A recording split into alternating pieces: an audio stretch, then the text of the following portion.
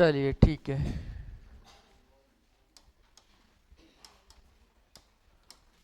हाँ,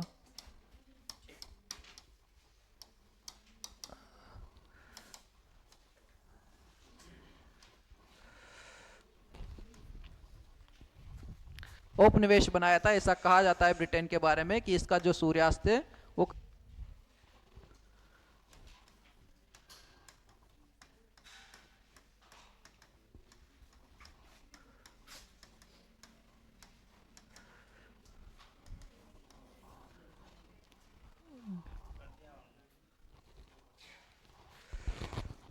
चलिए शुरू करें। तो कल हम 1857 की जो क्रांति है उसके अंतर्गत हमने देख लिया था कि कुछ इसमें पहले मैंने फैक्ट पढ़ाए थे आपको कि जब 1857 की क्रांति हुई थी भारत के अंदर, तो उस समय ब्रिटिश के जो प्राइम मिनिस्टर थे वो कौन थे? पामस्टन। इसके अलावा अगर भारत की बात करें तो यहाँ पर गवर्नर जनरल कौन थे? Lord Canning. और सबसे ज्यादा विद्रोह को दबाने वाला कौन था अंग्रेजी अधिकारी? कैंपबेल। अगर मैं आपसे पूछूं कि यहाँ पर इसमें जो प्रचार प्रसार करने के लिए 1857 की क्रांति में प्रतीक के रूप में क्या उपयोग में लाया गया था?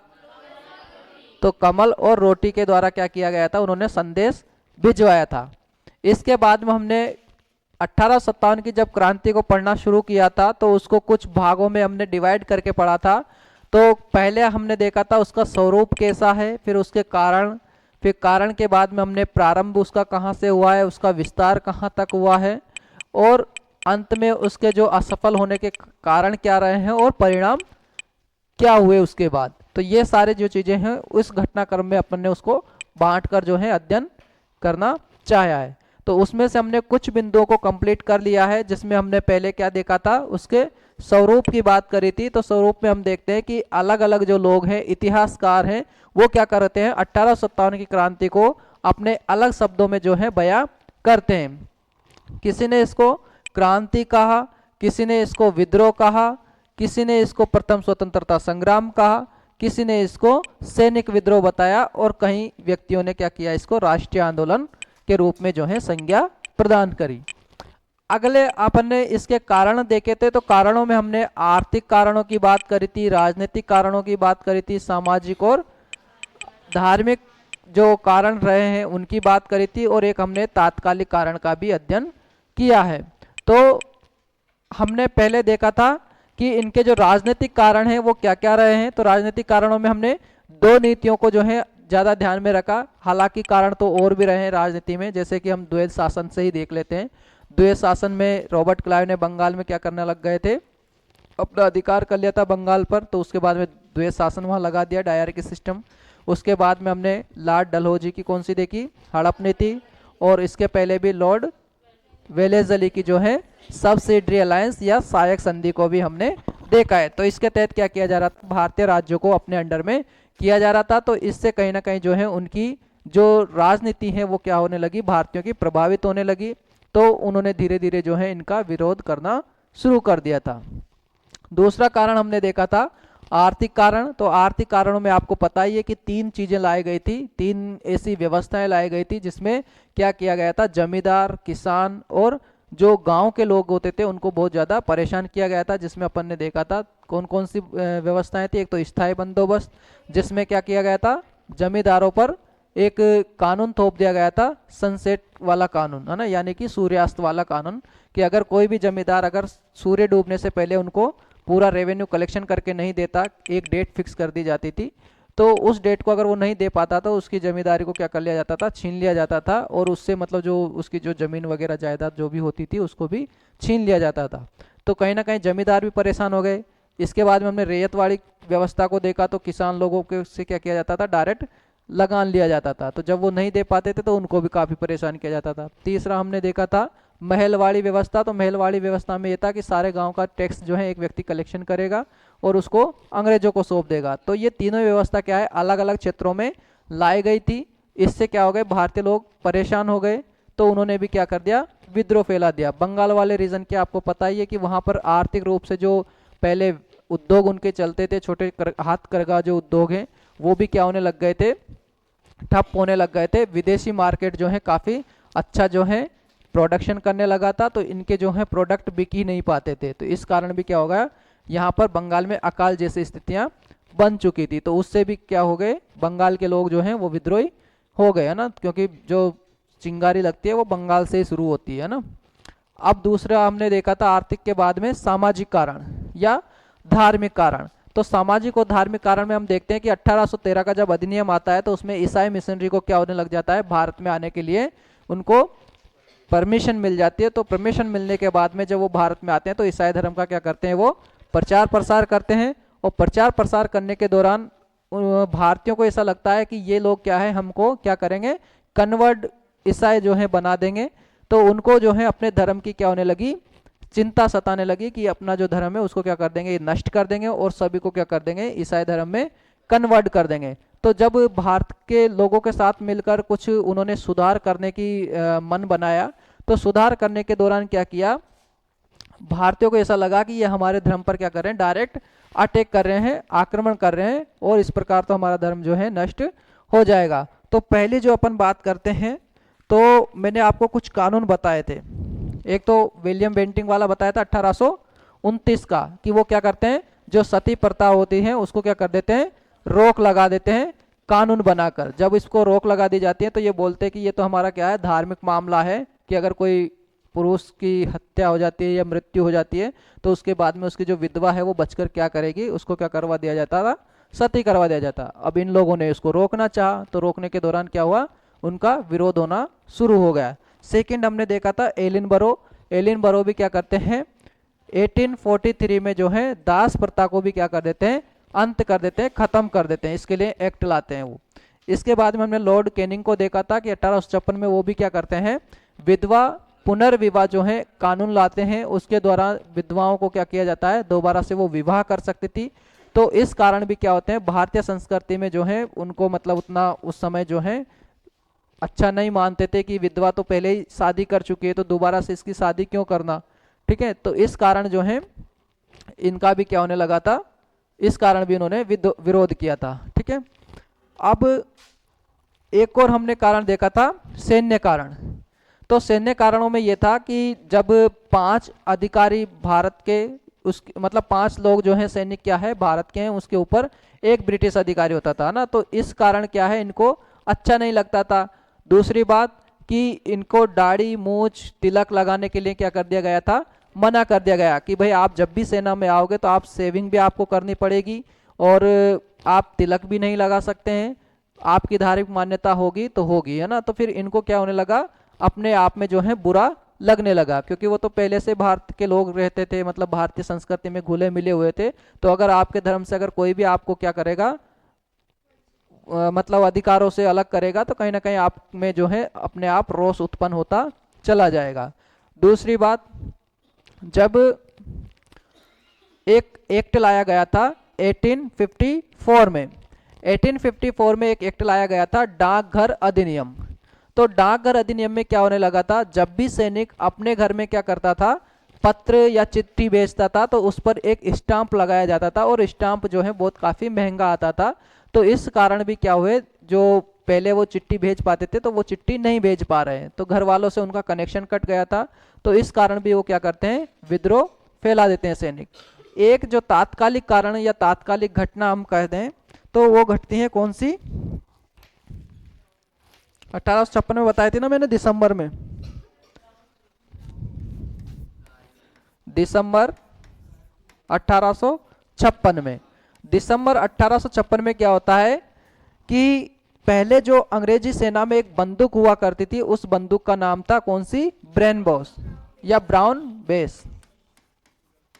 अंग्रेजी सेना में जो बंदूक उपयोग में ली जाती थी वो लोहे की बंदूक ब्राउन बेस का जो है इस्तेमाल करते थे।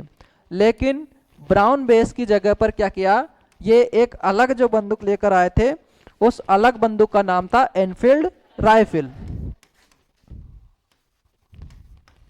Enfield rifle. तो ये एनफील्ड जो राइफल है, इसको जब इसमें जब कारतूस डाला जाता था तो उस कारतूस को डालने के दौरान जब ढक्कन को खोला जाता था तो वो ढक्कन क्या था, थोड़ा कठोरता से खुलता था। तो इसलिए जो है वो क्या करना पड़ता था, उसको मुंह के द्वारा ही खोलना पड़ता था। अब जहां वो ढक्कन लगा हुआ था तो उस पे क्या है, जो ग्लो बने रहने के लिए या चिकना उसको बनाने के लिए जो है उसमें सुअर और गाय की जो चर्बी है उसका क्या किया गया था, इस्तेमाल किया गया था। और भारतीय सैनिकों को बोल दिया गया है कि भाई इसमें कोई ऐसी प्रकार की कोई चीज नहीं है, आपको जो है सूचना जो मिली है वो गलत मिली है। लेकिन बाद में जब ये पता करते हैं कि वास्तव में ऐसा है या नहीं है, तो ये जब शस्त्रागार पे जहाँ शस्त्र बनते हैं वहीं पर ये जाते हैं, तो वहीं पर क्या देखते हैं कि गाय और सुअर की जो चर्बी है वो इनमें क्या करी जा रही है, इस्तेमाल की जा रही है। तो इस चीज से जो है ये क्या होते हैं, जो मुस्लिम सैनिक होते हैं और जो हिंदू सैनिक होते हैं वो दोनों ही क्या हो जाते हैं, इनसे नाराज हो जाते हैं अंग्रेज से। और जब अंग्रेज लोग इनको चलाने के लिए बोलते हैं कि एनफील्ड राइफल जो है आप चलाओ, तो ये क्या करते हैं, मना कर देते हैं। और मना कर देते हैं तो इसमें मैंने आपको बताया है कि एक 34वीं जो रेजिमेंट होती है उस रेजिमेंट में एक व्यक्ति होता है मंगल पांडे। तो उस मंगल पांडे को क्या कर दी जाती है, उसको पहले तो प्रताड़ित किया जाता है, फिर बाद में जो है उसको फांसी पर लटका दिया जाता है। कब लटकाया जाता है, 8 अप्रैल 1857 को। जब 8 अप्रैल 1857 को मंगल पांडे को क्या किया गया था, फांसी पर लटका दिया गया था, तो दूसरे सैनिकों में और क्या हो गया, रोष उत्पन्न हुआ। और उन्होंने क्या किया, आगे जाकर जो है इस क्रांति को बड़ा स्वरूप दिया। प्रारंभ कहां से हुई थी, बंगाल में मैंने एक दो जगह बताए थे, एक तो दमदम है ना, फिर बाद में फरवरी में बैरकपुर, बैरकपुर के बाद में सॉरी बहरामपुर, बहरामपुर के बाद में जो है बैरकपुर में छावनी थी। तो उसके जो व्यक्ति होते हैं ये कौन, मंगल पांडे। तो इनको जब फांसी दे दी जाती है तो क्या होता है, फिर जो सैनिक होते हैं वो सैनिक क्या करते हैं, मेरठ जाकर, मेरठ में एक शस्त्रागार होता है तो वहां से क्या करते हैं, उसको लूट लेते हैं। और लूटने के बाद में क्या करते हैं, वो दिल्ली की तरह चल देते हैं। अब जब दिल्ली की तरफ जाते हैं तो 10 मई को तो क्या करते हैं, वो शस्त्रागार को लूटते हैं मेरठ में, 11 मई को वो दिल्ली पहुंच जाते हैं और 12 मई को क्या करते हैं, दिल्ली पर अधिकार कर लेते हैं। तो यहां तक का जो है हमने कल की क्लास में अध्ययन कर लिया था। आज की जो बातें हैं उसको हम मैप से समझेंगे पहले, फिर मैप के बाद में एक एक क्षेत्र पर लौटेंगे। आप भी बना लीजिए।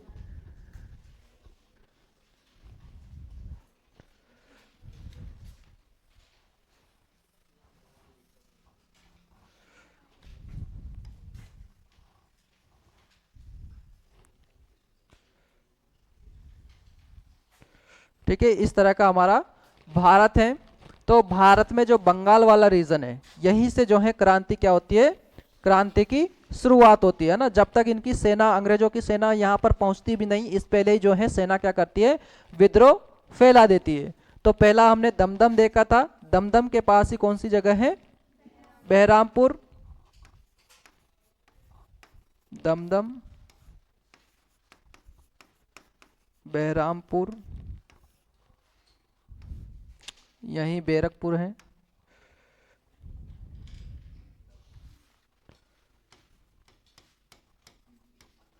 ठीक है, ये उस समय का पूरा बंगाल है ना, इसको बंगाल समझ के चलना। ठीक है, क्योंकि जो पश्चिमी बंगाल है हमारा, तो आप बंगाल जब डिवाइड हुआ था तो पश्चिमी बंगाल हमारे भारत के अंदर आ गया और पूर्वी बंगाल जिससे है बांग्लादेश का निर्माण हुआ था। तो यहीं से जो है क्रांति की क्या होती है, चिंगारी उठती है और चिंगारी उठते उठते कहाँ चली जाती है, दिल्ली चली जाती है। लेकिन दिल्ली से पहले कुछ जगह पड़ती है तो वहां पर भी क्या है, विद्रोह हमें देखने को मिलते हैं, है ना। जैसे अपन ने देखा था मेरठ, जो कि कहाँ है, यूपी में है। तो मेरठ में भी क्या होता है, विद्रोह फैलता है।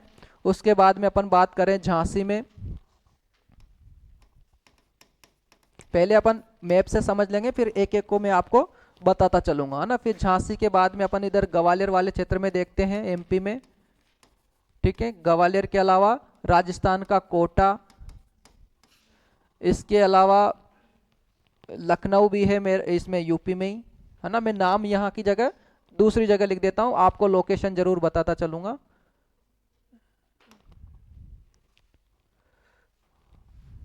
लखनऊ,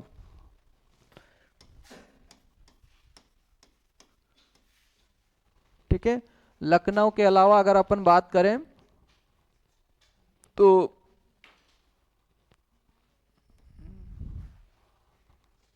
कहाँ लिखूं, इसमें कुछ समझ में नहीं आ रहा। चलो आप डायरेक्ट यहाँ लिख लीजिए दिल्ली, है ना, फिर अपन एक एक को पढ़ेंगे तो उसमें पढ़ते चलेंगे, है ना। आप तो डायरेक्ट सेंटर को देख लीजिए, दिल्ली।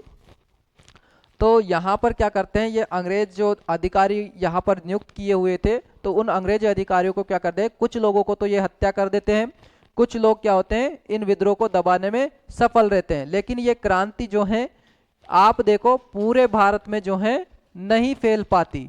पूरे भारत में इसलिए नहीं फैल पाती क्योंकि इनका कहीं ना कहीं जो कम्युनिकेशन था, एक तो आपको देखा था कि कमल और रोटी से क्या कर रहे थे ये लोग, संदेश पहुंचा रहे थे। अगर हो सकता है कि किसी पत्र के माध्यम से पहुंचाते तो हो सकता है अंग्रेज लोगों को खबर लग जाती, है ना। तो पत्रकार का के से माध्यम से क्या होता था, संदेश हो सकता था पूरा पहुंच पाता। लेकिन कहीं ना कहीं देखा जाए तो ये उत्तर भारत में ही ये जो है क्रांति सिमट कर रह जाती है। और उत्तर भारत की भी बात करें तो इससे पंजाब भी अछूता रह जाता है। कुछ क्षेत्र जो है आपके दक्षिण में तो बहुत सारे जो क्षेत्र हैं वो मतलब बचे ही रह जाते हैं ना। एक यहाँ पेशवा वाले जो बाजीराव का द्वितीय पुत्र था, बाजीराव द्वितीय का एक पुत्र होता है पेशवा नाना साहेब। तो नाना साहेब भी क्या करते हैं, महाराष्ट्र वाले क्षेत्र में जो है विद्रोह फैला देते हैं, विद्रोह कर देते हैं। और जो मेरठ वाला क्षेत्र है इसमें छावनी पर तो सैनिक ही विद्रोह करते हैं। झांसी में झांसी की रानी होती है, फिर वो झांसी की रानी मदद मांगने के लिए ग्वालियर आती है, और इस ग्वालियर में ही क्या करते हैं फिर तात्या टोपे भी आ जाते हैं झांसी की रानी के साथ। तो वो भी क्या करते हैं यहाँ पर विद्रोह फैला देते हैं। लेकिन कहीं ना कहीं जो है ये विद्रोह उत्तर भारत के क्षेत्र में ही क्या करते हैं, सिमट कर रह जाते हैं। तो ये विद्रोह जो है आगे बढ़ ही नहीं पाते हैं। अब अपन एक एक क्षेत्र के जो है विद्रोहों को देखेंगे डिटेल में, है ना। तो हेडिंग डाल लीजिए पहले दिल्ली, ठीक है। दिल्ली में अगर हम शासक की बात करें तो यहाँ पर जो शासक होते हैं मैंने आपको बताया था कि बहादुर शाह जफर हैं, उनकी जो आयु है वो लगभग बहुत ज़्यादा उस समय होती है, 82 वर्ष की होती है। तभी उन्हीं पर मतलब जो है अपन आपने कविता भी सुनी होगी कि बूढ़े भारत में आई फिर से नई जवानी थी, खूब लड़ी मर्दानी वो तो झांसी वाली रानी थी, चमक उठी सन 57 में वह तलवार पुरानी थी, खूब लड़ी मर्दानी वो तो झांसी वाली रानी थी। झांसी वाली रानी ही नहीं बल्कि यहाँ पर और भी रानियां थी, जैसे कि बेगम हजरत महल। तो बेगम हजरत महल भी क्या कर रही थी, अपने पुत्र को क्या करती है, अपने साम्राज्य का जो है शासक घोषित कर देती है। लेकिन डलहौजी वो भी उसको भी नहीं मानते, उसको भी क्या करते हैं हड़प नीति के तहत मिला लेते हैं। तो बेगम हजरत महल भी क्या होती है वहाँ पर विद्रोह कर देती है।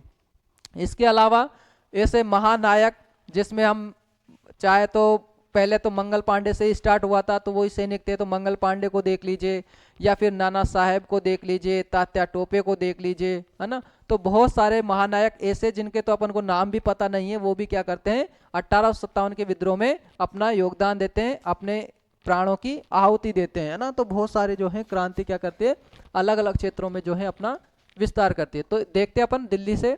तो दिल्ली में उस समय जो शासक थे, शासक कौन थे, बहादुर शाह सेकंड या बहादुर शाह जफर, बहादुर शाह सेकंड भी इनको बोलते हैं, कहीं कहीं आपको बहादुर शाह जफर भी मिलेगा ना, ज्यादा फेमस बहादुर शाह जफर के नाम से ही होते हैं, बहादुर शाह जफर। तो ये तो क्या होते हैं, इनकी आयु बहुत ज्यादा होते हैं, लेकिन वास्तविक रूप से जो इसका नेतृत्व करता होते हैं वो कौन होते हैं, इसके सेनापति। सेनापति का नाम लिख लीजिए बख्त खां। सेनापति कौन होते हैं, बख्त खां। अब जब ये दिल्ली में जो विद्रोह होता है तो उस विद्रोह को दबाने के लिए जो है 3 अंग्रेज अधिकारी क्या करते हैं, यहाँ पर दौड़े दौड़े आते हैं कि भाई क्या किया जाए, इसको मतलब विद्रोह को जो है शांत करवाया जाए। क्योंकि दिल्ली क्या है उस समय जो है प्रमुख केंद्र हुआ करता था।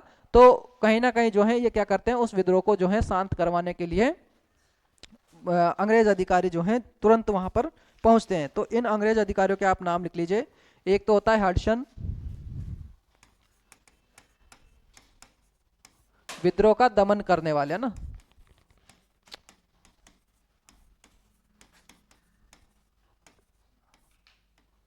जो विद्रोह का दमन करते हैं या उसको खत्म करते हैं, तो उन अंग्रेज अधिकारियों के नाम थे। एक तो कौन होते हैं, नाम ध्यान, हाँ लिखिए, हडसन, लॉरेंस और निकोलसन। इस विद्रोह में क्या होता है, जो निकोलसन है वो निकोलसन मारा जाता है ना। इसकी क्या हो जाती है, निकोलसन की मृत्यु हो जाती है वही, है ना। हाँ, इनकी हत्या कर दी जाती है निकोलसन की। ठीक है, ये जब विद्रोह को दबाने जाते हैं अंग्रेज जो लोग हैं, ये शांत करने जाते हैं, तो हर्शन और लॉरेंस और निकोलसन जाते हैं। तो इसमें जो है निकोलसन क्या होते हैं, मारे जाते हैं इस विद्रोह के अंतर्गत। ठीक है, दिल्ली में। सेकंड लिखिए लखनऊ। लखनऊ में जो शासिका थी वो थी बेगम हजरत महल। लखनऊ, तो यहां पर थी बेगम हजरत महल। ठीक है, बेगम हजरत महल क्या करती है, लखनऊ वाले क्षेत्र में जो है क्या कर देती है, विद्रोह कर देती है। तो इस विद्रोह को जो है दबाने के लिए जो जाते हैं अंग्रेज अधिकारी, वो होते हैं कैंपबेल।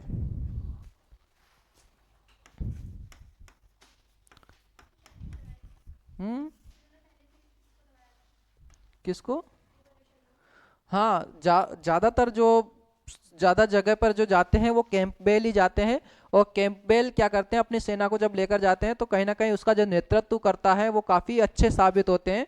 तो कैंपबेल लगभग ज्यादातर जो जगह के जो विद्रोह होते हैं, क्योंकि अलग अलग टाइम पे इनका जो, अगर शायद हो सकता है कि ये विद्रोह जो अगर एक ही दिन होते, तो एक ही दिन होते तो कहीं ना कहीं अंग्रेजी जो सेना है वो क्या हो जाती, इनके सामने घुटने टेक देती। लेकिन ये विद्रोह की जो दिनांकें थी, वो डेट थी, जैसे आज यहाँ हुआ, फिर एक दो दिन बाद में कहीं दूसरी जगह हुआ, फिर दूसरी जगह हुआ, इस तरह से हुए थे। अगर हो सकता था कि एक साथ अगर ये विद्रोह की डेट रखते तो हो सकता था अंग्रेजी सेना वहां पर पहुंच नहीं पाती और ये लोग क्या करते, अपना अधिकार दोबारा से कर लेते। जैसे कि मान लो झांसी को अपन ने देखा था कि लॉर्ड डलहौजी ने क्या किया था, 1853 में मिला लिया था। लेकिन अगर झांसी की जो रानी है ग्वालियर वो गई है, वो बाद में अगर मान लीजिए जब वहां सफल हो जाती तो हो सकता है झांसी बाद में इनको मिल सकता था। लेकिन हुआ क्या कि जो विद्रोह की जो दिनांकें थी वो क्या थी, कुछ समय उनको अंग्रेजों को भी मिल जाता था अपनी सेनाओं को पहुंचाने के लिए, कि जैसे विद्रोह यहाँ हुआ, यहाँ का दमन किया, फिर यहाँ का दमन करने के बाद में सेना दूसरी जगह पहुंचा दी। तो इसलिए उनको क्या करती थी, जैसे सूचना मिलती थी वो अपनी सेना को दूसरी जगह पर जल्द से जल्द पहुंचा देते। क्योंकि उस समय जो है धीरे धीरे देखा जाए तो पहले जहाजों के माध्यम से सेना जाती थी, फिर थोड़ा ट्रेनों का भी विकास हो चुका था, तो ट्रेनों के माध्यम से भी वो सैनिकों को झट से पहुंचा देते थे। फिर जब ये कैंपबेल क्या करता है, विद्रोह को दबा देता है, तो बेगम हजरत महल क्या करती है, बाद में ये नेपाल चली जाती है ना। बेगम हजरत महल भी नेपाल जाती है, और एक और अपन पढ़ेंगे अभी नाना साहब को। तो ये दोनों ही लोग क्या करते हैं, बाद में नेपाल चले जाते हैं विद्रोह दबने के बाद में। यहाँ रुकते नहीं है ये लोग, है ना। रुकते तो शायद हो सकता है इनको भी खत्म कर दिया जाता। ठीक है, बेगम हजरत महल कहाँ चली गई, बाद में नेपाल चली जाती है ना। अगला लिखो कानपुर। यूपी में ही है भी कानपुर भी।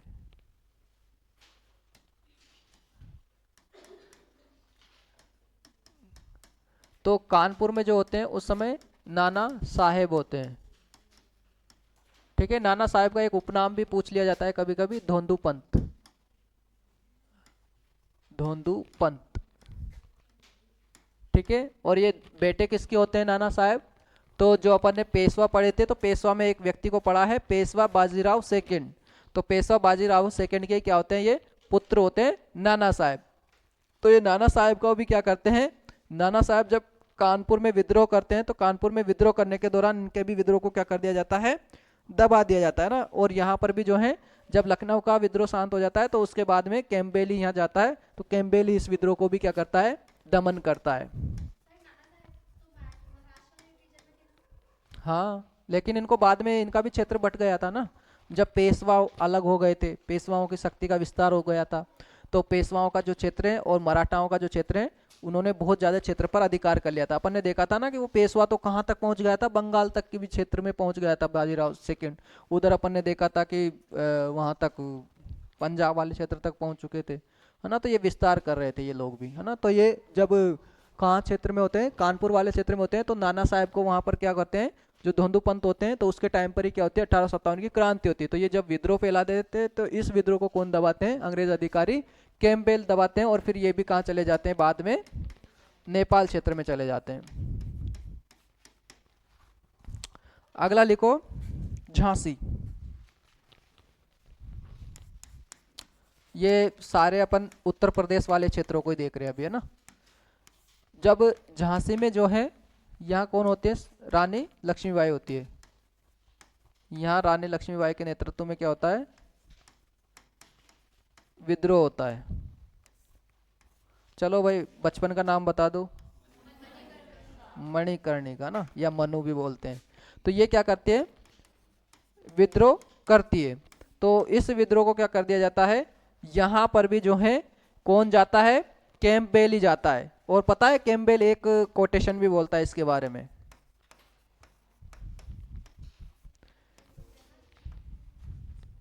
कैंपबेल नहीं जाता, यहाँ ह्यूरोज जाता है ना। मेरे को नाम ध्यान आ गया किससे, उस कोटेशन से, क्योंकि कोटेशन जो है ह्यूरोज ही बोलता है। तो यहाँ का जो विद्रोह है उसको कौन दबाता है, ह्यूरोज दबाता है। और ये ह्यूरोज ये बोलता है कि अगर 1857 की क्रांति में अगर कोई लड़ने वाला मर्द था तो वो कौन थी, रानी लक्ष्मीबाई थी, या फिर झांसी की रानी थी। मर्द इसको बोलता है वो, कि जो नेतृत्व करता है, वो नेतृत्व करता अगर कोई है 1857 क्रांति में तो वो कौन थी, झांसी की रानी। क्योंकि वो ह्यूरोज की जो सेना होती है, और ये ह्यूरोज भी कहाँ से आता है, ये कोटा वाले क्षेत्र से आता है। मतलब इनका जब ग्वालियर में ये आती है तो कहीं ना कहीं जो सेना है वो सेना बाद में क्या करती है, ग्वालियर वाले क्षेत्र में आती है। और फिर झांसी की जो मतलब जो ग्वालियर के किला होता है तो उसी को जो है चारों तरफ से घेर लिया जाता है ना। तो फिर ये क्या करती है, उससे घोड़ा कूदा देती है ना, और अपने प्राणों की आहुति दे देती। तो यहाँ पर जो दमन करता है विद्रोह के, तो विद्रोह को दमन करता कौन थे, ह्यूरोज थे। अब इसी जगह पर क्या होता है, झांसी के साथ साथ ये जब ग्वालियर आती है तो ग्वालियर के जो वहां पर जो राजा हैं, राजाओं का तो क्या मिलता है, इनको सहयोग नहीं मिलता। लेकिन वहां की जो जनता होती है, वो जनता क्या करते हैं, इनका सहयोग करने के लिए जो है तैयार रहती है। अब जब तैयार जनता हो जाती है तो क्या करते हैं, जब तात्या टोपे हैं, तात्या टोपे भी इसका क्या करते हैं, यहाँ पर साथ देने के लिए आ जाते हैं। कौन, तात्या टोपे ना। ग्वालियर की अपन बात कर लें तो ग्वालियर में जो विद्रोह होता है वो किसके नेतृत्व में होता है, तात्या टोपे के में। जो ग्वालियर क्षेत्र है यहाँ पर जो, हाँ, तात्या टोपे का भी एक नाम है, उपनाम क्या है, रामचंद्र पांडुरंग। रामचंद्र पांडुरंग है ना। तो रामचंद्र पांडुरंग क्या कर देते हैं, ये झांसी की रानी का जो है क्या करते हैं, सपोर्ट करते हैं ग्वालियर क्षेत्र में। लेकिन बाद में क्या किया जाता है, जब इनकी तो क्या हो जाती है, झांसी की रानी की तो डेथ हो जाती है। फिर बाद में ये क्या करते हैं, ये भी क्या करते हैं, मतलब अंग्रेज लोगों को क्या करते हैं, झांसा देकर ये गुम हो जाते हैं। फिर इनकी जो सूचना है, इनके ही दोस्त होते हैं एक मान सिंह नाम के, तो वो क्या करते हैं, इनसे धोखा कर देते हैं तात्या टोपे से। इनके मित्र होते हैं मान सिंह। तो मान सिंह के विश्वासघात के कारण, मान सिंह के विश्वासघात के कारण क्या होता है, अंग्रेजों को सूचना मिलती है। ये अंग्रेजों को सूचना देते हैं कि भाई जो तात्या टोपे वो कहाँ छिपे हुए हैं, शिवपुरी के जंगलों में छिपे हुए हैं, है ना। तो यहीं पर इनको पकड़ लिया जाता है, शिवपुरी के जंगलों से। तो शिवपुरी के जंगलों से जब इनको पकड़ा जाता है तो वहीं पर क्या कर दी जाती है, इनको फांसी दे दी जाती है। फांसी की डेट लिख लेना, 15 अप्रैल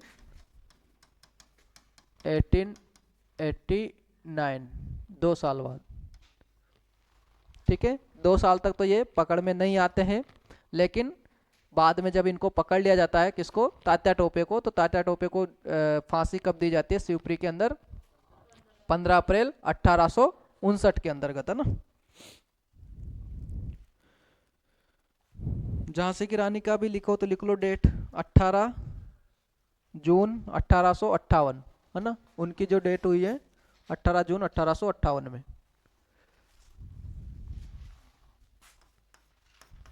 18 जून 1858 में जो है किसकी डेट होती है, झांसी की रानी की। और तात्या टोपे की जो होती है वो कब होती है, तो 15 अप्रैल 1859 में। ठीक है, झांसी की रानी में 2 और फैक्ट लिख लेना, क्योंकि जब अपन देखते हैं कि इनके जो पति होते हैं वो कौन होते हैं, गंगाधर राव होते हैं, लेकिन इनका जो दत्तक पुत्र है उन दत्तक पुत्र का नाम भी लिख लीजिए, दामोदर राव। ठीक है, क्योंकि ये बाद में जो दत्तक पुत्र लेते हैं गोद, तो उसको क्या करते हैं ये अंग्रेजी अधिकारी नहीं मानते और उस पर क्या करते हैं अपना अधिकार कर लेते हैं ना। दामोदर राव उनके बेटे होते हैं और गंगाधर राव पति होते हैं। हाँ, गोद लिया हुआ। ठीक है, तो आपने देखा होगा कि जो दत्तक पुत्र होते हैं दामोदर राव, तो उसको साथ में लेकर ही ये क्या करते हैं, युद्ध लड़ने लड़ाई लड़ने जाती हैं। लेकिन बाद में क्या होता है, जो दत्तक पुत्र होते हैं इनको संरक्षक, जो जंगल में जो ऋषि मुनि होते थे उन साधुओं के पास में मतलब उनको पालन पोषण जो होता है दत्तक पुत्र का वो किसके साथ होता है, साधुओं के साथ होता है ना। जंगल में जो साधु होते हैं उनको मिलता है ये दत्तक पुत्र इनका। तो बाद में पूछा जाता है कि भाई उनका क्या हुआ, किन के पास, तो वो तो पहले ही मर जाती है ना युद्ध में ही, सती कहाँ से होगी। नहीं नहीं नहीं, ऐसा कुछ नहीं मिलता है ना। आप जब ग्वालियर जाओ तो ग्वालियर में महिला पॉलिटेक्निक कॉलेज है, उसके सामने उनकी समाधि स्थल बना हुआ है ना। ग्वालियर के अंदर किला तो बहुत ऊपर है और उसकी जो समाधि है वो बहुत नीचे बनाई गई है ना, ग्वालियर में बनी हुई है।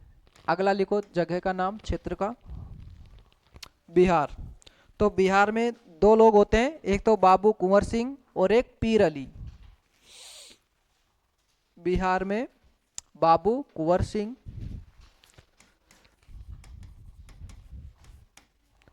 बिहार में बिहार का भी कौन सा क्षेत्र ले लो, पटना ही ले लीजिए ना। तो बिहार में जो है 2 लोग क्या करते हैं, ये संघर्ष करते हैं, मतलब विद्रोह को फैलाते हैं। और इसमें जो एक तो कौन होते हैं, बाबू कुंवर सिंह, इसका जो नेतृत्व करते हैं बाबू कुंवर सिंह, और दूसरे हैं पीर अली, पीर अली। तो ये लोग जब विद्रोह करते हैं तो इन विद्रोह को कौन दबाते हैं, वो दबाते हैं विलियम टेलर। ठीक है, इस विद्रोह को जो शांत करते हैं वो कौन करते हैं, विलियम टेलर। हाँ, नहीं, दबाने का मतलब ये है कि उस विद्रोह को क्या कर देते हैं, ये शांत कर देते थे। जैसे इनकी सेना पहुंचती थी तो या तो वो सामने वाला आत्मसमर्पण कर दे, या फिर उनको खत्म कर दे, या फिर उनको क्या कर दे, कुछ समझा बुझाकर जो है उनको चुप कर दे, है ना। यही था विद्रोह को दबाना। ठीक है, तो ये अंग्रेज अधिकारी जब भी जाते थे तो ये क्या करते थे, या तो उनसे कोई ऐसी बात करते थे कि वो सहमत हो जाते थे। ठीक है, क्योंकि हम देखते हैं कि इसमें पढ़े लिखे लोग साथ नहीं देते हैं, जमींदार लोग साथ नहीं देते हैं, तो कुछ लोग तो इनसे वंचित ही रह जाते हैं। इसका एक कारण ये भी होता है कि पूरे भारत में ये क्रांति फैल ही नहीं पाती, क्योंकि उनके जो अधिकार थे, कोई ऐसा संगठन इनका नहीं बना हुआ था कि सभी लोग इसमें आए, है ना। कोई ऐसी पहले संस्था भी नहीं बनी, क्योंकि संस्था बनना यहीं से शुरू हो गया 1858 के बाद, ये अपन देखेंगे। हाँ, तो ये पीर अली और कौन करते हैं, बाबू कुंवर सिंह, जब ये यहाँ पर क्या करते हैं, इसका संघर्ष करते हैं, यहाँ विद्रोह फैलाते हैं, तो उसके बाद में विलियम टेलर क्या करते हैं, जाकर उसको विद्रोह को शांत कर देते हैं। और ऐसा कहा जाता है कि जब बिहार की जब विजय ये करते हैं तो ऐसा बोलते हैं कि दोनों लोग जब ये नेतृत्व करते हैं तो इसमें जब इसको विजय करते हैं तो ऐसा मानते हैं कि ये क्षेत्र वाला जो है हिस्सा ये काफ़ी महत्वपूर्ण था उस समय। तो अंग्रेज लोग जो अधिकारी हैं ये बोलते हैं कि सर्वाधिक क्षेत्र जो हमने लिया था, बिहार वाला क्षेत्र, यही क्या है, हमारे लिए फायदेमंद हुआ था, है ना। तो अंग्रेजों की सर्वाधिक जो विजय मानी जाती है वो यही मानी जाती है। इसको विजय करने में उनको काफ़ी मतलब संघर्ष करना पड़ा, है ना। और जो क्षेत्र हैं उनमें मिलाने में उतना संघर्ष नहीं हुआ, जबकि बिहार वाले क्षेत्र को इन्होंने मिलाया। तो इसमें 2 लोग क्या करते थे, एक तो नेतृत्व करता थे, तो सबसे सर्वाधिक विजय क्षेत्र या फिर अंग्रेजों का विजय क्षेत्र, जैसा आप लिखना चाहो, क्षेत्र था, तो कौन सा था, ये बिहार वाला क्षेत्र था। अगला लिखो इलाहाबाद। इलाहाबाद में तो उस समय लियाकत अली।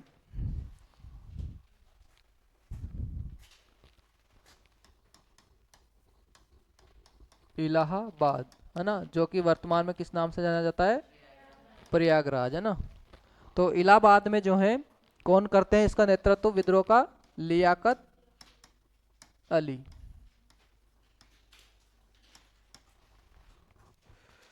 अगला लिखो, यहाँ पर जो विद्रोह दबाते हैं वो होते हैं जनरल नील। इस विद्रोह को जो दबाते हैं वो कौन होते हैं? जनरल नील, है ना। ये भी कौन थे? अंग्रेजी अधिकारी थे। अगला लिखो, बरेली। बरेली भी किस उसमें पड़ता है? यूपी में ही, है ना।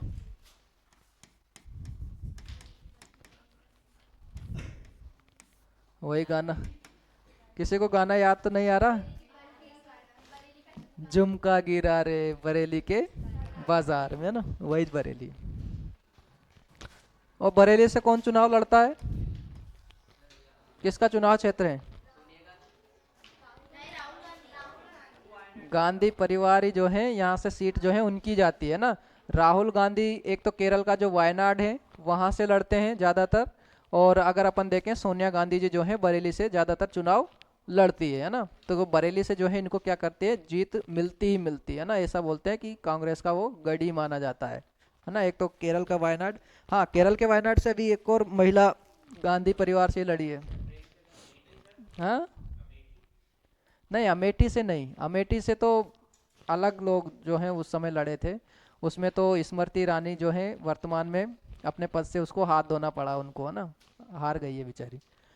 हाँ, तो बरेली से जो है, हाँ मैं केरल का वायनाड से बता रहा था। तो अभी प्रियंका वाड्रा या प्रियंका गांधी वाड्रा जो है वहाँ से चुनाव जीत कर आई है ना। तो तीन लोग जो है उनके परिवार से, तीन सांसद है अभी वर्तमान में कांग्रेस उसमें, एक ही परिवार से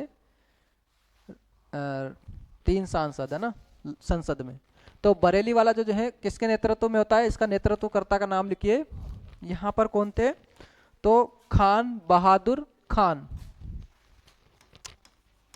खान बहादुर खान के जो नेतृत्व में जो है ये क्या होता है? विद्रोह फैलता है 1857 की क्रांति बरेली क्षेत्र में। तो यहाँ का जो विद्रोह है वो भी कौन दबाते हैं? कैंपबेल ही जाते हैं। इसलिए जो है सर्वाधिक जो विद्रोह दबाने में जो है जिसका नाम आता है वो किसका आता है? कैंपबेल का आता है ना। क्योंकि ये जो है हर जगह जो है अपनी सेना लेकर टाइम पे पहुंच जाता था, है ना, और उस क्षेत्र को क्या कर लेता है? विजय कर लेता था, उसको शांत कर देता था। अगला लिखो, गोरखपुर। गोरखपुर में थे गजाधर सिंह। ये भी उत्तर प्रदेश का ही है। गोरखपुर से कौन है? हाँ, तो गोरखपुर भी यूपी वाला है। तो यहाँ से जो लड़ाई लड़ते हैं वो लड़ते हैं गजाधर सिंह।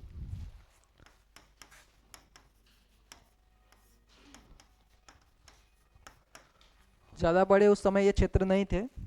अगला लिखो, मथुरा। मथुरा में थी देवी सिंह। हाँ, ज्यादा उत्तर प्रदेश से ही क्यों? क्योंकि जो सेना में जो ज्यादातर लोग भर्ती हुए थे वो कहीं ना कहीं बंगाल और उत्तर प्रदेश क्षेत्र के ही थे। तो फिर पहली बार जो संघर्ष करना जो है शुरू किया था वो किसने किया था? सैनिकों ने किया था। और सैनिकों का साथ कौन देंगे? जो वहाँ के लोग नेतृत्व करता थे।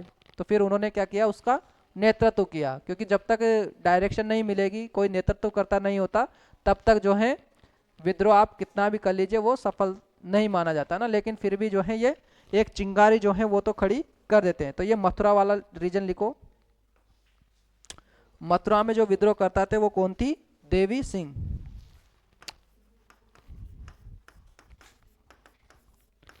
अगला एक एक दो और बचे हुए हैं, इनको और लिख लो। यार इसका अंग्रेज अधिकारी का मुझे नाम नहीं मिला ना, किसने दबाया। बाकी आप लिख लो कहाँ कहाँ हुए हैं, है ना। ये अन्य क्षेत्र हैं जहाँ पर ये छोटे, ज़्यादा बड़े उस टाइप के नहीं थे। ठीक है। राजस्थान का कोटा जिले का लिख लो। कोटा क्षेत्र में जयदयाल और हरदयाल, है ना, दोनों ही भाई थे ये राजस्थान वाले क्षेत्र में आ जाएगा कोटा। कोटा राजस्थान में कौन थे? एक तो जयदयाल और एक हरदयाल, है ना। इधर लिख देता हूं मैं नाम, जयदयाल और एक हरदयाल। ठीक है, इन दोनों भाइयों के नेतृत्व में क्या हुआ था, ये कोटा क्षेत्र में जो है विद्रोह इन्होंने किया था। तो बाद में जो है अंग्रेजी अधिकारी क्या करते हैं, इन सारे विद्रोह को जो है शांत कर देते हैं। तो अब ये तो क्या हो गए, विद्रोह हो गए।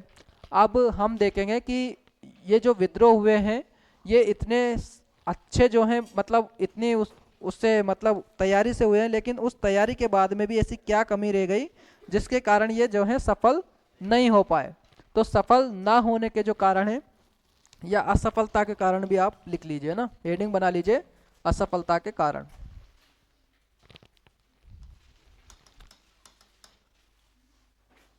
असफलता के कारण। ठीक है, 1857 की क्रांति के असफलता के कारण हम पढ़ने जा रहे हैं। तो भाई ये असफल क्यों हुई, तो पहला तो लिख लीजिए सीमित स्वरूप। सीमित स्वरूप का मतलब ये है कि इसका जो आकार है वो बहुत बड़ा नहीं था, मतलब पूरे क्षेत्र में नहीं था। तो पहला पॉइंट लिख लीजिए सीमित स्वरूप, या फिर इसी को लिख सकते हो सीमित क्षेत्र भी आप लिख सकते हो। ठीक है, अगला है नेतृत्व का अभाव। मतलब भारत के अंदर उस समय जो है नेतृत्व करने वाले जो है कोई ऐसा व्यक्ति नहीं था जो कि बाद में उस विद्रोह को जो है निरंतर जो है जारी रख पाए। जैसे अपन देखते हैं कि उदारवादी चरण भी पढ़ेंगे आगे, उग्रवादी चरण भी अपन पढ़ेंगे आगे, लेकिन उनमें से कोई ऐसा नेतृत्व करता नहीं होता जो कि उसको आगे तक लेकर जाए। लेकिन जब अपन गांधी चरण पढ़ते हैं तो गांधी चरण में जो महात्मा गांधी होते हैं वो क्या करते हैं, भले से छोटे छोटे आंदोलन ही रखते हैं जारी, लेकिन वो क्या करते हैं उनको निरंतर जो है संचालित रखते हैं। तो उस कारण क्या है उनको बाद में जाकर जो है विजय मिल जाती है। लेकिन यहाँ पर 1857 की क्रांति में क्या था, नेतृत्वकर्ता का भी क्या था, अभाव था। नेतृत्वकर्ता का अभाव है ना। यहाँ तो अपन ने देख लिया सीमित स्वरूप या सीमित क्षेत्र, मतलब ये जो है क्रांति बड़े क्षेत्र में हुई नहीं, इसका जो क्षेत्र था वो क्या था, बिल्कुल छोटा था। सेकंड अपने देखा कि नेतृत्वकर्ता भी कोई अच्छा लीडर नहीं था। एक अंग्रेजी अधिकारी तो बोलता है कि अगर भारत में एक अच्छा नेतृत्व करता होता तो हम जिताए विद्रोह को भी हम हार जाते। मतलब जीते हुए जो क्षेत्र थे ना हमारे, उनको भी हम क्या करते, खो बैठते या उनको भी हार जाते, अगर कोई भी एक व्यक्ति भी अगर इनका नेतृत्व करता अच्छा होता तो, है ना। डिज़रायली शायद होता है, मुझे अभी नाम थोड़ा ध्यान में नहीं आ रहा, मैं बता दूंगा बाद में देखकर। तीसरा बिंदु इसमें लिखिए सीमित संसाधन। सीमित संसाधन का मतलब यह है कि जो भारतीय सेना थी उनके पास क्या थे, रिसोर्सों की कमी थी। उनके पास परंपरागत हथियार थे, नई एनफील्ड राइफल जैसी बंदूक उनके पास नहीं थी। जैसे ये दूर से जाते थे उसके पहले इनको धराशायी कर दिया जाता था, बंदूक से मार दिया जाता था। तो इनके पास क्या थे, संसाधनों का अभाव। संसाधनों का अभाव यानी कि ये क्या करते थे, परंपरागत हथियारों को लेकर जाते थे युद्ध लड़ने। परंपरागत वही है, भाले, ढाल, कटारी, तलवार। ठीक है, परंपरागत हथियारों का प्रयोग करते थे, है ना। लेकिन अंग्रेजी सेना के पास तो क्या थी, बंदूकें थी, है ना। तो ये उनकी सेना के सामने टिक नहीं पाए। दूसरा, इनका कोई ऐसा संगठन नहीं था कि भाई सारे लोग जो हैं एक साथ रहकर एक साथ मिलकर जो है अंग्रेजों से लड़ाई करें, क्योंकि अपने अपने क्षेत्रों में जैसे जैसे सबको मौका मिल रहा है वैसे ही क्या कर रहे हैं, विद्रोह कर रहे हैं, है ना। कोई एक निश्चित डेट इन्होंने निर्धारित नहीं करी कि भाई हमें प्रत्येक मतलब इसी दिन जो है विद्रोह करना है ना। तो इस कारण भी ये क्या होते हैं, इनका जो है संगठन का भी अभाव, एक संगठित होकर ये नहीं लड़े। क्योंकि आप देखो जब गांधी जी आते हैं तो क्या करते हैं, पूरे भारत में एक साल तक तो भ्रमण करते हैं, है ना। मतलब जिस ट्रेन की उन्होंने बुराई करी उसी ट्रेन में क्या करते हैं, फिर बाद में बैठकर पूरे भारत को भ्रमण करते हैं, घूमते हैं, उनकी परिस्थितियों को समझते हैं कि कैसे कैसे लोगों को क्या कर रहे हैं ये अंग्रेज लोग जो हैं परेशान करते हैं। फिर ये क्या करते हैं, धीरे धीरे जो है ये मेरी बात मानते हैं या नहीं मानते, उनके बीच में जाते थे, फिर उनको बढ़िया जो हिंदू होता था तो उसको रामायण जी गीता जी के श्लोक सुनाते थे, कहीं अगर मुस्लिमों में जा रहे हैं तो उनको कुरानों के उपदेश देते थे, ठीक है, किसी ईसाई क्षेत्र में जा रहे हैं तो उनको अपने उस तरह से। तो कहीं ना कहीं जो है गांधी जी क्या करते थे, कहते हैं ना नस पे वार कर दो, व्यक्ति तो अपने आप कंट्रोल हो जाएगा। किसी का अगर कोई दर्द क्षेत्र है, किसी के मतलब जो है मान लो कोई फोड़ा फुंसी हो रहा है, आप उस क्षेत्र को दबा दो, वो चिल्ला उठेगा या फिर वो शांत हो जाएगा। तो गांधी जी ने क्या किया, धर्म को ही हथियार बनाया। कहीं ना कहीं लोगों की जो मानसिकता है उस मानसिकता को उन्होंने पहले समझा, और मानसिकता समझने के बाद में उन्होंने क्या किया, आंदोलन को शुरू किया, है ना, क्योंकि अपन बाद में देखेंगे इनका। तो अभी हम 1857 का देख लेते हैं ना। अगला लिखो, कुछ भारतीयों का समर्थन न होना। यह भी बहुत बड़ी बात रही है, कुछ भारतीयों का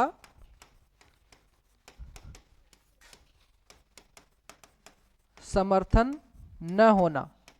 मतलब आपने देखा होगा कि जो ग्वालियर के सिंधिया वंश था, अगर वो शायद हो सकता है कि मदद करता झांसी की रानी की, तो हो सकता है उनको सफलता प्राप्त हो जाती वहाँ। लेकिन राजाओं ने क्या किया कि भारतीय लोगों में से कुछ, जैसे कि लिखा पढ़ा वर्ग अपन बात करें, कि जो लिखे पढ़े लोग थे वो तो क्या हुए, इस आंदोलन से दूर रहे। कौन जाके मरेगा आंदोलन में, है ना, वो तो बोल रहे थे कि ये तो क्या हो गए, पागल हो गए। अंग्रेज लोग तो जो है सती प्रथा को इसलिए लाए कि भाई भारतीय नारियों को क्यों मारा जा रहा है। पढ़ा लिखा व्यक्ति तो तर्क करेगा ना कि ये तो गलत थी परंपरा, इसलिए उन्होंने तो बुरा मतलब अच्छा ही किया कि भारतीय महिलाओं को बचाया जा रहा है। विधवा जो महिला है वो समाज में अच्छी तरह से जी नहीं पा रही है, तो उसके लिए दोबारा से विवाह कर सकती है। तो इसलिए जो है जो शिक्षित व्यक्ति थे उन्होंने तो इसमें विद्रोह में साथ ही नहीं दिया। उनको तो ये लगा कि हिंदू और जो मुस्लिम जो सैनिक है ये क्या हो गए, पागल हो गए, इनके जो कुछ अधिकार हैं वो सीमित किए गए हैं, तो इसलिए ये क्या कर रहे हैं, विद्रोह कर रहे हैं, है ना। आरसी मजूमदार को क्या मिलता है, किताब लिखने का पैसा नहीं मिलता है, इसलिए वो बोलते हैं कि ना तो ये स्वतंत्रता संग्राम था, ना ही ये सैनिक विद्रोह था, ना ही ये प्रथम स्वतंत्रता संग्राम था, है ना। तो ऐसी ऐसी बातें वो लिखते हैं बाद में, है ना। तो इसमें कुछ भारतीयों का मतलब यह है कि ना तो इसमें शिक्षित वर्ग शामिल था, कुछ जमींदार भी इसमें शामिल नहीं हुए। जमींदार भी वही शामिल हुए विद्रोह में जो कि सताए गए थे। अब जिनको सताया नहीं गया, उनको अच्छा पैसा मिल रहा है, तो वो क्यों विद्रोह करेंगे भाई अंग्रेजों का, वो तो साथ ही देंगे ना अंग्रेजों का। तो इसलिए जो है ये कहीं ना कहीं असफल क्यों रहा कि कुछ भारतीय लोगों ने इसका समर्थन नहीं किया। अगर समर्थन करते तो हो सकता था शायद पूरे क्षेत्रों में ये चिंगारी उठी थी, आग लगती, तो शायद अंग्रेजों को जलाकर भस्म कर सकती थी, है ना। उदाहरण बता रहा हूं, है ना। अगला लिखो, उद्देश्य का स्पष्ट ना होना। जब उद्देश्य ही क्लियर नहीं है तो सफलता कहां से मिल जाएगी भाई, ठीक है। तो उद्देश्य का क्या था, यहां पर अस्पष्ट था। उद्देश्य का स्पष्ट न होना, क्योंकि अभी जो है इनमें राष्ट्रीयता की जो चेतना है उसका विकास नहीं हुआ। राष्ट्रीय चेतना का विकास कब होगा, जब अपन एक और इसका भाग पढ़ेंगे कि पढ़ने लिखने के लिए, उनको शिक्षा के लिए यहाँ पर इस संस्थाएं खोली गई, है ना। जो समाज सुधारक आएंगे वो क्या करेंगे, समाज को जागरूक करेंगे कि भाई क्या सही है क्या गलत है। जब उनका राष्ट्रीय चेतना जागृत हो जाएगी तब जाकर लोगों को समझ में आएगा, ठीक है। तो यहाँ पर क्या था, कोई उद्देश्य या कोई टारगेट क्या था, इनका ऑब्जेक्ट जो था वो क्लियर नहीं था, अस्पष्ट था, वो स्पष्ट नहीं था। तो इसलिए भी ये क्या हो गई, 1857 की क्रांति असफल हो गई, ठीक है। असफलता के कारण 4-5 अपन ने देख लिए हैं। अब आगे अपन देखते हैं कि परिणाम क्या क्या निकल कर आए, ठीक है। तो हाँ, हेडिंग डाल लीजिए, परिणाम 1857 क्रांति के परिणाम, रिजल्ट क्या निकला। तो परिणाम में लिख लिए पहले तो कि जुलाई 1858 तक क्या कर दिए गए, अंग्रेज अधिकारियों के द्वारा सारे विद्रोह जो हैं शांत कर दिए गए या दबा दिए गए। कब तक, जुलाई 1858 तक, जुलाई 1858 तक सभी विद्रोह को शांत कर दिया गया। और भारत में जो बहादुर शाह जफर थे उस समय मुगल शासक, तो मुगल शासक का जो पद था उसको भी क्या कर दिया गया, समाप्त कर दिया गया, कि अब जो है किसी का राज नहीं रहेगा भारत पर। मुगल शासक का पद समाप्त कर दिया गया। अगला लिखो, कंपनी से शासन लेकर, कंपनी से सत्ता लेकर ब्रिटेन की साम्राज्य या ब्रिटेन के क्राउन या ब्रिटेन की रानी को सत्ता सौंप दी गई।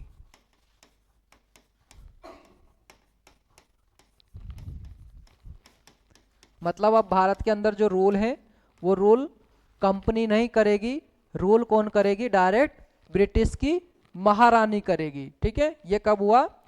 जब अपन भारत शासन अधिनियम 1858 पढ़ते हैं ना, उसी में ये सारे जो चेंजेस हैं वो किए जाते हैं, है ना। 1858 का नियम आप पढ़ोगे तो उसमें भी देखोगे क्या क्या हुआ। एक तो ये विद्रोह जो है शांत कर दिया गया था। दूसरा अपन ने देखा कि मुगल जो शासक था उसका जो पद चला आ रहा था, बहादुर शाह जफर जो है अंतिम क्या होते हैं? शासक होते हैं, मुगल शासक। तो उनका भी पद जो है ये क्या कर दिया जाता है? हटा दिया जाता है, समाप्त कर दिया जाता है। अगला अपन ने देखा कि जो कंपनी रूल कर रही होती है भारत के ऊपर, तो कंपनी से जो है सत्ता ले ली जाती है और क्या कर दिया जाता है? ब्रिटेन की महारानी को सत्ता हस्तांतरण कर दी जाती है, सौंप दी जाती है। इसलिए अपन क्या करते हैं, आधुनिक इतिहास को जब भी पढ़ते हैं तो 1857 तक का इतिहास पढ़ते हैं, वो किसके अधीन होता है? कंपनी के अधीन होता है। लेकिन क्राउन के अधीन जो शासन होता है वो कब से कब तक होता है? 1858 से लेकर 1947 या फिर 1857 से 1947 तक जो है क्राउन के अधीन शासन रहता है। तीसरा बिंदु लिखिए, डलहौजी की हड़प नीति को समाप्त कर दिया गया। क्यों समाप्त कर दिया गया? कि अब अंग्रेजों को भी समझ में आ गया कि अगर हम ऐसे ही राज्यों को हड़पते रहे तो ये लोग जो हैं चुपचाप बैठने वाले नहीं हैं। तो डलहौजी की हड़प नीति को क्या कर दिया गया?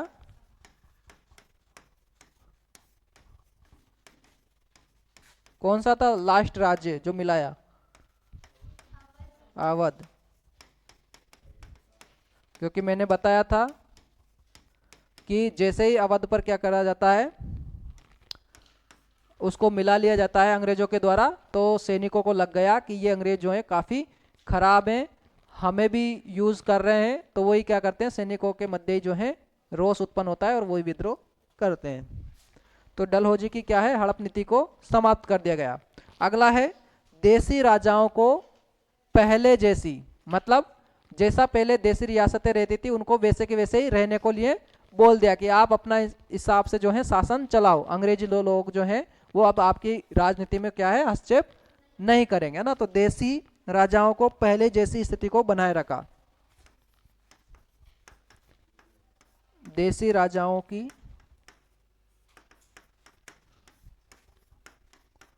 पहले जैसी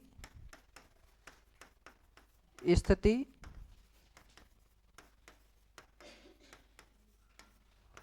बनाए रखी या बनाकर रखा। ठीक है, ताकि ये भाई जो है शांत हो जाए, है ना।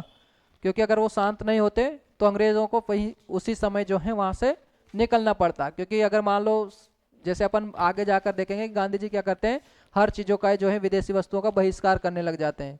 तो उनको क्या होती थी, फिर दिक्कत होती थी कि हमारा माल ही नहीं बिकेगा, कंपनी जब व्यापार ही नहीं कर पाएगी तो हम कैसे रुक पाएंगे, यहाँ सर्वाइव ही नहीं कर पाएंगे। क्या हो गया? कोई कुछ पूछ रहे हैं? अच्छा ठीक है भाई, रुके हुए हैं ना।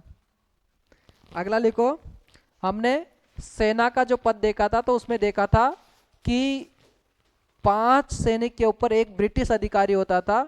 तो अब ब्रिटिश लोगों को भी डर लगने लगा कि ये 5 लोग मिलकर एक ब्रिटिश को मार ना दे। तो इसलिए उन्होंने क्या किया कि 2 लोगों के ऊपर एक ब्रिटिश अधिकारी की नियुक्ति करी, है ना। तो उसका जो अनुपात है उसको चेंज कर दिया, यानी कि 5:1 की जगह सेना में क्या किया इन्होंने, 2:1 की जो व्यवस्था है उसको कर दिया, है ना। सेना में क्या किया, बदलाव किया कि 5 अधिकारी की 5 भारत के और 1 ब्रिटिश के जगह हम क्या करेंगे, अब 2 जो है भारत के रहेंगे और उसके ऊपर 1 अधिकारी जो है ब्रिटिश रहेगा। ऐसा इन्होंने व्यवस्था कर दी थी सेना में।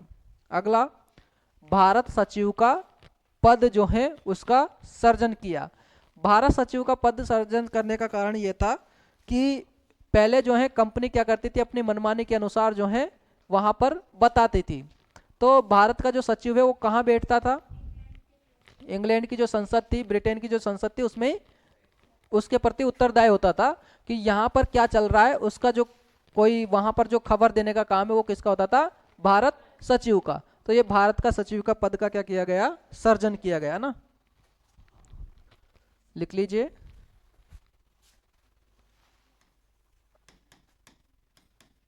भारत सचिव का पद का सर्जन किया गया। अगला लिखो, एक 15 सदस्यीय क्या बनाई गई, मंत्री परिषद, है ना, जैसे आज देखते हैं ना अपन, तो उसी तरह से ये मंत्री परिषद थी। तो इसमें क्या होते थे, 8 जो लोग हैं वो तो क्या थे, ब्रिटिश चीफ कमिश्नरी जो होती थी उससे चुनकर आते थे,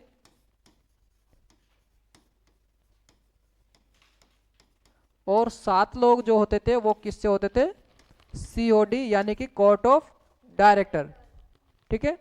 तो उससे जो लोग हैं ये चुनकर आते थे, ये कंपनी का होता था, और ये जो है ब्रिटिश लोगों में से ही क्या होता था, इसको रखा जाता था। तो ये 15 लोग उस समय नियुक्त किए गए थे।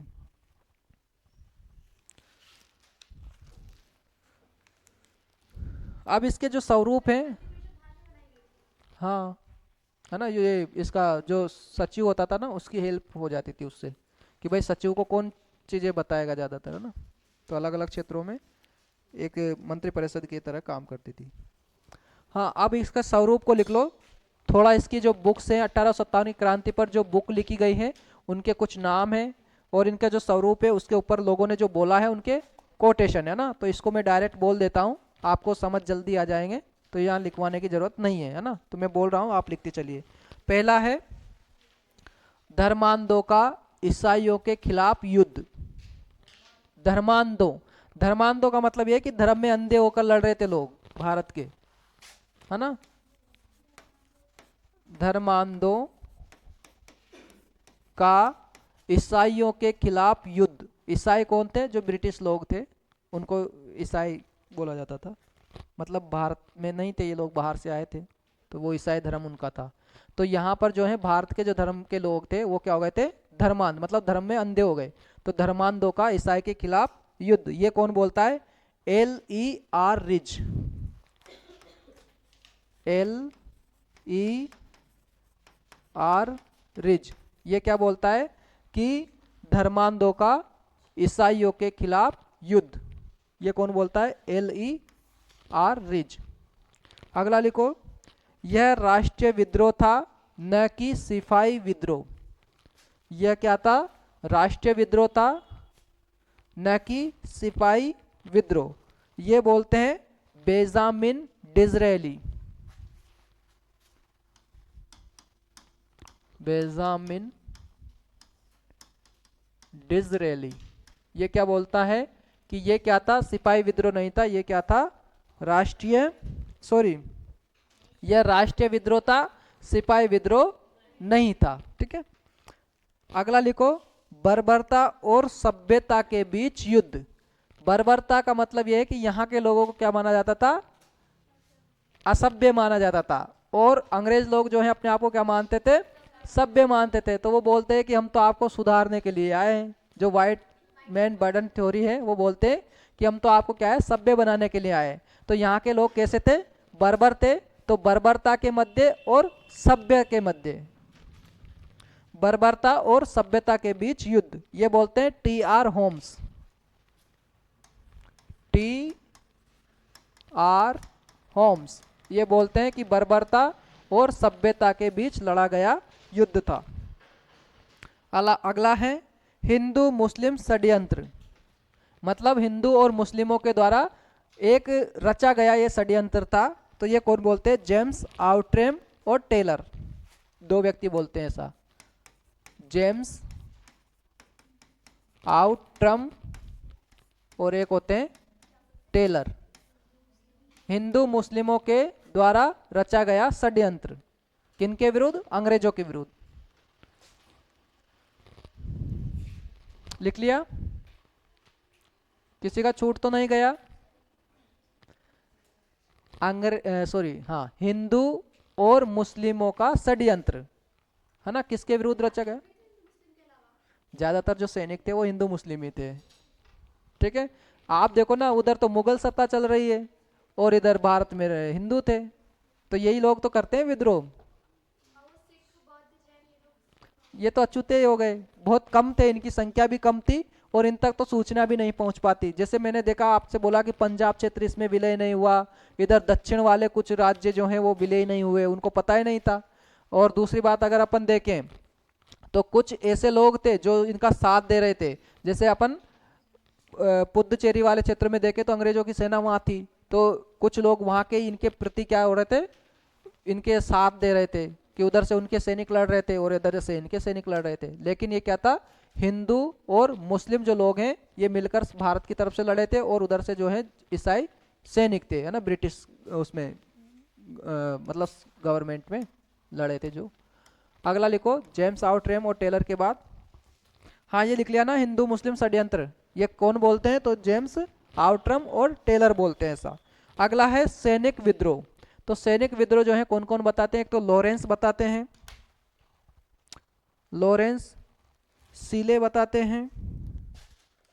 सैनिक विद्रोह कौन कौन बोलते हैं तो उसके नाम लिख लीजिए, लॉरेंस, सीले, ट्रेवलियन, होम्स, दुर्गादास। पीछे वाले बता दीजिएगा ना, छूट जाए तो। सर सैयद अहमद खां, सर सैयद अहमद खां। तो ये क्या बोलते हैं कि ये क्या था? सैनिक विद्रोह था, 1857 की क्रांति। ठीक है, जो 1857 की जो क्रांति थी उसको जो सैनिक विद्रोह है वो कौन कौन बोलते हैं? तो उसमें लिख लो, लॉरेंस, सीले, ट्रेवलियन, होम्स, दुर्गादास और सर सैयद अहमद खां। हाँ हाँ, वो जो लॉरेंस मतलब जो अंग्रेजी अधिकारी था जिसने विद्रोह दबाए थे, वही है ना, जो दिल्ली वाले क्षेत्र में दबाया था ना, वो। हाँ, अगला लिखो, 1857 का विद्रोह न तो प्रथम स्वतंत्रता संग्राम था, 1857 का विद्रोह न तो प्रथम स्वतंत्रता संग्राम, न ही राष्ट्रीय आंदोलन, न ही प्रथम राष्ट्रीय आंदोलन और न ही स्वतंत्रता संग्राम था। ये बोलते हैं आरसी मजूमदार। हाँ, बोल रहा हूं फिर से, जो 1857 का विद्रोह था, न तो प्रथम क्या था? स्वतंत्रता संग्राम, ना प्रथम राष्ट्रीय आंदोलन और ना प्रथम स्वतंत्र संग्राम। तो मैंने पहले ही बोल दिया ना। ठीक है, तो यही लिख लो, ना तो प्रथम स्वतंत्रता संग्राम था और ना ही राष्ट्रीय आंदोलन। तो ये कौन बोलते हैं? आरसी मजूमदार। क्योंकि आरसी मजूमदार क्या करते हैं उस समय, ये भारत की तरफ से ही जो है बुक इनको लिखने के लिए बोला गया था 1857 क्रांति में, लेकिन इनको क्या है, जो पैसा है वो शायद नहीं मिल पाता, तो इसलिए ये क्या करते हैं, इनकी आलोचना कर देते हैं कि 1857 क्रांति जो है ना तो क्या था ये राष्ट्रीय आंदोलन था और ना ही क्या था ये प्रथम स्वतंत्रता संग्राम था, कुछ भी नहीं था। अगला लिखो, जो वीडी सावरकर होते हैं, वीडी सावरकर बोलते हैं इसको प्रथम स्वतंत्रता संग्राम या सुनियोजित स्वतंत्रता संग्राम। प्रथम स्वतंत्रता संग्राम, प्रथम स्वतंत्रता संग्राम या सुनियोजित स्वतंत्रता संग्राम, ये बोलते हैं वीडी सावरकर। खूब नाम सुना होगा आपने। अगला लिखो, राष्ट्रीय विद्रोह। ये राष्ट्रीय विद्रोह जो बोलते हैं, एक तो डिजरेली होते हैं, वीडी सावरकर, वीडी वीडी, हाँ, वीर सावरकर इन्हीं को बोलते हैं, सावरकर। अगला लिखो, राष्ट्रीय विद्रोह कौन बोलते हैं? तो राष्ट्रीय विद्रोह दो लोग बोलते हैं, एक तो अशोक मेहता होते हैं और एक डिजरेली होते हैं। जो अपन ने डिसरेली ऊपर भी देखा था, क्या बोलता था वो? राष्ट्रीय विद्रोह नहीं सिपाही विद्रोह। यह राष्ट्रीय विद्रोह था, ये बोलते हैं अशोक मेहता और डिसरेली। और डिसरेली का अपन ने एक कोटेशन ऊपर भी देखा था, वो बोलता है कि ये क्या था? राष्ट्रीय विद्रोह था, न कि सिपाही विद्रोह, है ना। तो इसका मतलब क्या था? वो राष्ट्रीय विद्रोही था, है ना। तो ये कौन कौन बोलते हैं? एक तो डिसरेली और एक अशोक मेहता। अब कुछ इनके ऊपर जो है 1857 क्रांति पे जो बुक लिखी हुई है, उन बुक के नाम और लेखक के नाम लिख लीजिए ना, जल्दी हो जाएगा। The Indian war of independence 1857, the Indian war of independence, the Indian war of independence 1857, ये लिखते हैं वीडी सावरकर।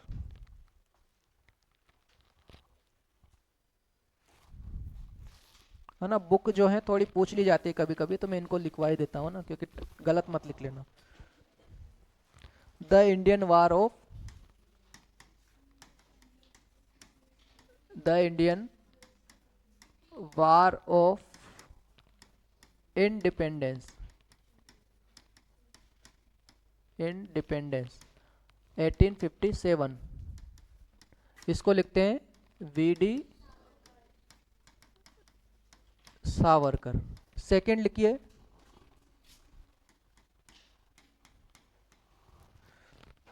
सेकंड है 1857 द ग्रेट रिवोल्ट, या 1857, 1857 द ग्रेट रिवोल्ट, इसको लिखते हैं अशोक मेहता, अशोक मेहता। ठीक है, अशोक मेहता क्या बोलते हैं? The great revolt. कौन सा? 1857 का। हाँ, ये बुक है।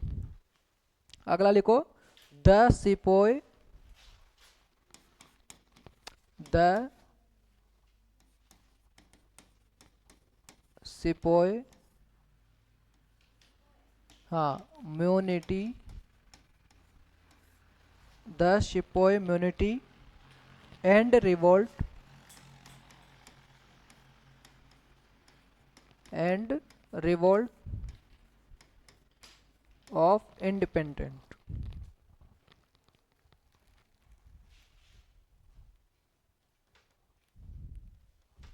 Revolt of 1857, 1857। इनके लेखक का नाम लिख लीजिए, आरसी मजूमदार, आरसी मजूमदार। पहले हमने इनका जो स्वरूप था 1857 क्रांति का, उसको क्या क्या बोला गया था वो हमने देखे थे। अब हम क्या देख रहे हैं? इनकी बुक देख रहे हैं कि इन्होंने पुस्तक कौन कौन सी लिखी है ना। अगला लिख लीजिए, शशि भूषण चौधरी की बुक है सिविल रिबेलियन, सिविल मतलब जो नागरिक हैं उनके द्वारा ना, सिविल रिबेलियन मतलब जो नागरिक हैं उनके द्वारा क्या किया गया है? विद्रोह किया गया है ना, उसके बारे में लिखते हैं। Civil rebellion in Indian, in Indian mutiny. ठीक है, तो ये कौन लिखते हैं? ये लिखते हैं शशि भूषण चौधरी। डेट भी लिख लीजिए साथ के साथ, ये 1857, मतलब ये नाम से आती है बुक, है ना। कौन लिखते हैं? शशि भूषण चौधरी। अगला लिखिए, अगली बुक लिखिए, the first Indian war of independence, ये लिखते हैं Karl Marx. The first Indian war of independence मतलब इंडिया में पहली बार क्या किया है इन्होंने? युद्ध किया है स्वतंत्रता के लिए। The first Indian war of independence 1857 to 59, Karl Marx और एक और थे फ्रेडरिक एजेंस। फ्रेडरिक एजेंस और कार्ल मार्क्स लिखते हैं कौन सी, the first Indian war of independence. Frederick Engels, Frederick Engels, ठीक है, फ्रेडरिक एजेंस। हाँ, the first Indian war of independence 1857 to 59, है ना, ये कौन लिखते हैं, तो एक तो कार्ल मार्क्स होते हैं और एक फ्रेडरिक एडेंसन होते हैं, ना। अगला लिखो 1857, ये लिखते हैं एस एन सेन। हाँ, बुक का नाम ही है 1857, ये लिखते हैं एस एन सेन, ठीक है। ये मुझे कुछ इंपॉर्टेंट बुक लगी हैं जो कि 1857 क्रांति के ऊपर लिखी हुई हैं, वो मैंने आपको बता दी है ना। कुछ बुक और हैं, हालांकि कभी पूछी नहीं गई हैं, एक दो बुक ही ज़्यादा जो है पूछी जाती है। एक तो आपको जो आर.सी. मजूमदार की लिखी है वो पूछी जाती है बार बार, और एक जो है ये एस एन वाली भी पूछी जाती है, एस एन सेन वाली, और एक और थी, कौन सी थी, अशोक मेहता, है ना, और वी.डी. सावरकर, है ना। इनकी जो बुक है वो आपको जरूर याद रखनी है ना। तो ये आपका जो है 1857 की क्रांति जो है कंप्लीट हो गई है। अब 1857 के बीच में ही अपन देखेंगे कि कुछ सामाजिक सुधार भी आते हैं, सुधारक, और किस तरह से जो है सामाजिक सुधार कैसे होंगे कि भाई वो बाल विवाह, विधवा पुनर्विवाह, है ना, ऐसी जो उनको गलत लगता है उनको तो वो हटाते हैं, और जो सही लगता है उन चीज़ों को लाते हैं, और शिक्षा सुधार की बात करते हैं, है ना। तो बहुत सारे जो हैं क्या होते हैं, रिफॉर्म होते हैं, तो उनको जो है अपन अगली क्लास में कंप्लीट करेंगे, ठीक है। यहाँ तक अगर कुछ पूछना हो तो पूछ लीजिए आप। नहीं पूछना?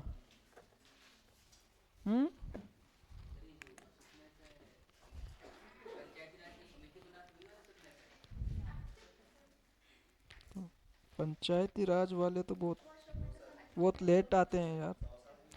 हाँ, देखो भाई 1857 क्रांति तो पहले हुई, लेकिन अशोक मेहता ने हो सकता है उसकी रिसर्च बाद में करी हो, है ना, क्योंकि बुक तो बाद में भी तो लिखते हैं ना लोग। जय, अब आप मान लीजिए इतिहास से कोई अच्छे टीचर हो, प्रोफेसर बन गए, आपने R&D किया, तो उस चीज में वास्तविकता क्या है वो आप लिख सकते हो। जैसे अभी सिंधु घाटी सभ्यता है, आप उसमें रिसर्च करने गए, आपको कुछ नया मिल गया, तो आप भी तो बुक लिख सकते हो, जरूरी थोड़ी है। तो ऐसा थोड़ी बोलेंगे कि ये तो उस टाइम के ही नहीं है ना, लिख सकते हैं भाई।